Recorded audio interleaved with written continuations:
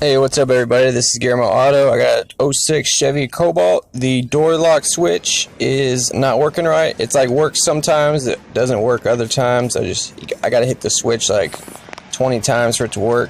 Now this side will work more, and you just press it. Even this one doesn't really work that well. There it goes. So you press it a lot and then it finally works. And then, lock might not even work at all, or it might work sometimes. Basically, the problem is the switch.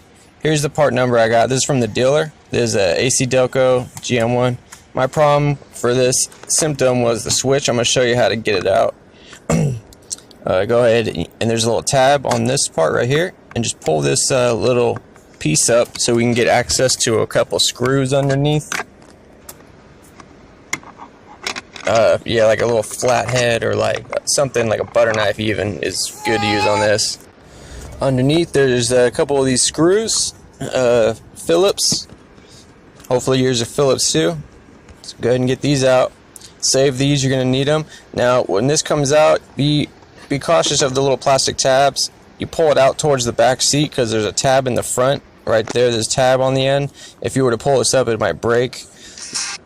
Disconnect this connector. You gotta pull this little blue lock tab out, and then you could get this guy out. It's just a little button you press after you get the blue part out. Kind of weird. I'm not really a big fan of GM connectors. Anyway, so that's out, and then now the switch, it can just come out the top. It has these little tabs on the side. You could just push in and then push it up. It'll just pop out the front of the panel. And so once you got that out, notice this hole, it has like a little tab mark. That's where your new one will go in. Your new one will have like a little tab, and you'll put that there. It's kind of like a dummy proof system, which is good for me. Okay, so you push this in.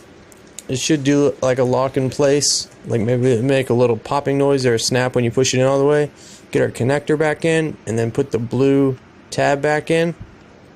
This is where it goes, and then we'll just put this right back. Remember, watch out for that tab. It goes underneath like that. Let's try this lockout, see how it's doing. Alright, perfect. So that's good. And now we'll just I did this for my left side and right side, in case you're wondering. Now you may have other problems, but this is just what I found on mine. So if you replace yours and it's still not working, I mean, I'd recommend taking it somewhere, get it checked out. But anyways, that's it guys.